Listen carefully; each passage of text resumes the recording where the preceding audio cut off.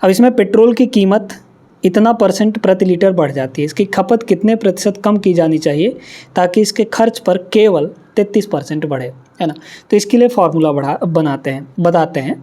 याद रखिएगा E = PC होता है, EPC, है ना, EPC। अब ये है क्या, इनका मीनिंग क्या है। E का मतलब होता है एक्सपेंस यानी खर्च। ये क्या है हमारा दोस्तों, ये है हमारा यहाँ पर खर्च, ठीक है, ये है खर्च या व्यय। P का मतलब होता है मूल्य यानी कि प्राइस, और इनटू यहाँ पर कंजम्पशन यानी कि खपत, ठीक है। EPC ये फॉर्मूला याद रखिएगा हमेशा, ये हमेशा ऐसे सवालों में काम देता है, रामबाण की तरह काम करता है ये फॉर्मूला। EPC मतलब expense expenditure price into consumption, ये होता है। चलिए अब जिसमें जो बढ़ोतरी दिया है उसको पहले लिख लीजिए। प्राइस में 75% बढ़ा, 75% का मतलब क्या होता है, 3/4 होता है, यानी वैल्यू 4 से 3 बढ़ जाएगी। वैल्यू जो है 4 से 3 बढ़ जाएगी, कितनी हो जाएगी, 7 हो जाएगी।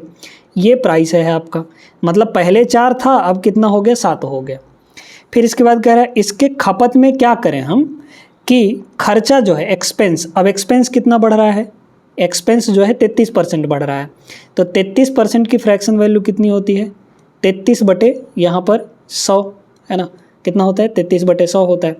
तो वैल्यू 100 से कितनी पहुँच जाए, 133 हो जाए, है ना, यानी कि खर्चा जो है वो 100 से 133 हो जाए। आपको पूछा गया है यहाँ पे किस में, खपत में, यानी कंजम्पशन हमें निकालना है। तो कंजम्पशन का फॉर्मूला यहाँ से निकाल लीजिए, जो चीज़ हमें निकालना है उसी का फॉर्मूला यहाँ से निकालिए। कंजम्पशन बराबर क्या होगा, एक्सपेंस डिवाइड बाई प्राइस हो जाएगा। तो एक्सपेंस और प्राइस को डिवाइड कर लीजिए दोनों जगह बस।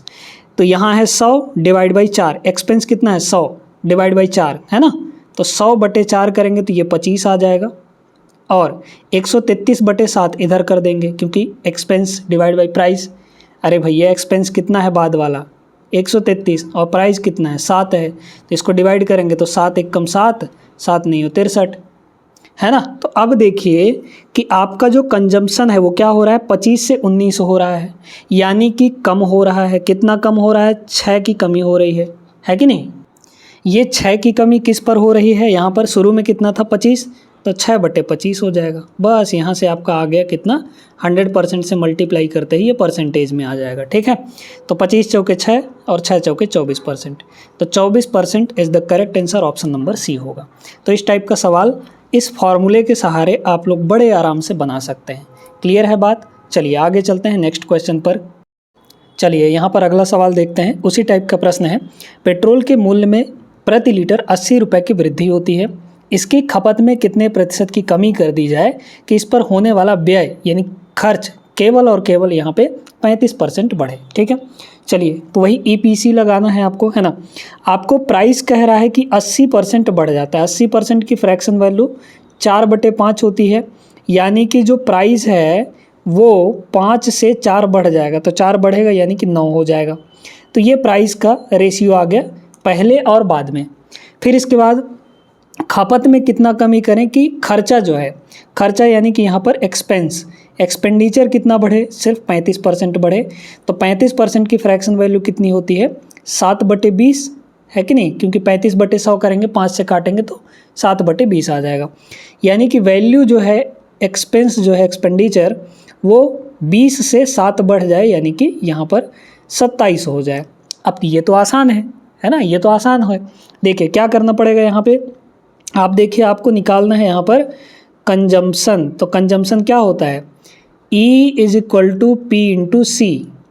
तो C यहाँ से कितना आएगा, एक्सपेंस अपॉन प्राइस, ये हो जाएगा।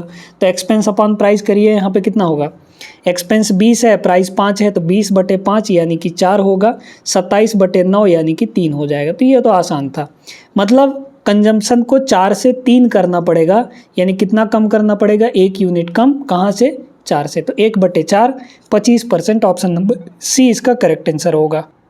तो उम्मीद करते हैं दोस्तों कि इस टाइप के सवाल अब आप यहाँ पर बड़े आराम से लगा लेंगे। इस सवाल को देखिए, ये भी उसी कॉन्सेप्ट पर आधारित है, ठीक है। ध्यान से आपको समझना है, एक चीनी की कीमत में 20% की कमी से खरीदार को 160 रुपये में 2.5 किलोग्राम चीनी अधिक मिलती है, ठीक है। चलिए चीनी की वास्तविक प्रति किलोग्राम कीमत क्या थी। बेसिक से बताएंगे, कॉन्सेप्ट से बताएंगे, तो इस टाइप के जितने भी सवाल हैं आप लगा लेंगे। अगर सिर्फ ट्रिक बता दिया हमने तो ट्रिक से एक ही टाइप का प्रश्न बन पाएगा, है ना। हर एक टाइप के प्रश्न आप नहीं लगा सकते हैं, इसलिए कॉन्सेप्ट को पकड़िए। इसमें आपको प्राइस क्या दे रखा है दोस्तों, प्राइस यहाँ पर कह रहा है कि 20% कम हो जाता है। 20% की फ्रैक्शन वैल्यू होती है 1/5, यानी प्राइस जो है 5 से 1 कम हो जाएगा। तो 5 से 1 कम करिए, 4 हो गया। ठीक है, प्राइस यहाँ पर कम हो गया। अब आपको पता है कि expense is equal to price into consumption होता है ना। इसमें ये कह रहा है कि भैया 160 रुपये में, जैसे ही प्राइस कम हुई वो 160 रुपये में ही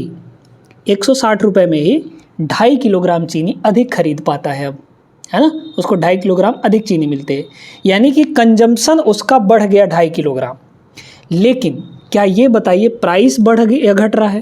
पहले भी वो 160 रुपये में कुछ चीनी खरीद रहा होगा, अभी भी वो 160 रुपये में कुछ चीनी खरीद रहा है।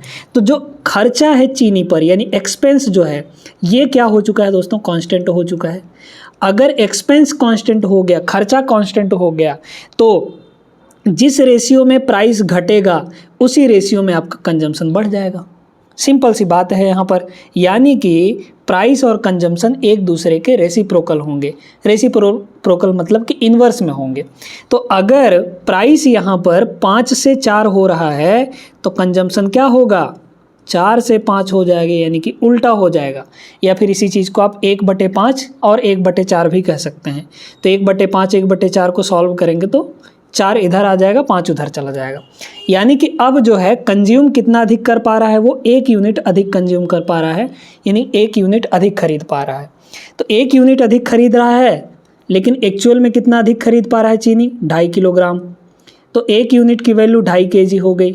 आपको क्या चाहिए, वास्तविक प्रति किलोग्राम चीनी का मूल्य चाहिए। तो बताइए 1 की वैल्यू 2.5 है, तो 4 की वैल्यू कितनी हो जाएगी, 10 हो जाएगी। 2.5 का 4 गुना 10, मतलब वो पहले वास्तविक में 10 किलोग्राम चीनी खरीद पा रहा था। ठीक है, 10 किलोग्राम चीनी खरीद पा रहा था। तो हमें तो चाहिए यहाँ पर क्या, 1 किलो चीनी का मूल्य। बताइए वो 160 रुपया खर्च करता था, 160 रुपये खर्च करता था 10 किलो चीनी खरीदने के लिए। तो 1 किलो चीनी का मूल्य कितना होगा, 16 रुपये हो जाएगा। 1 किलो चीनी का मूल्य कितना हो जाएगा, 16 रुपये हो जाएगा। यही इसका करेक्ट आंसर होगा, यानी कि option number B will be the right answer. तो इस टाइप के सवालों में अब आपको दिक्कत नहीं होगी, कहाँ कैसे क्या कॉन्सेप्ट लगाना है ये भी आपको बहुत अच्छे से समझा दिए हैं दोस्तों। ट्रिक मत रटिए, क्योंकि ट्रिक रटेंगे अगर तो थोड़ा सा भी सवाल घुमाएगा तो आप फंस जाएंगे। इसलिए बेहद ज़रूरी है ये कॉन्सेप्ट, ये जो हमने आपको बताया है EPC, ये कैसे चेंज होगा, कब कौन कांस्टेंट है आपको देखना पड़ेगा। कांस्टेंट के हिसाब से आपको दोनों में चेंज लिखना है।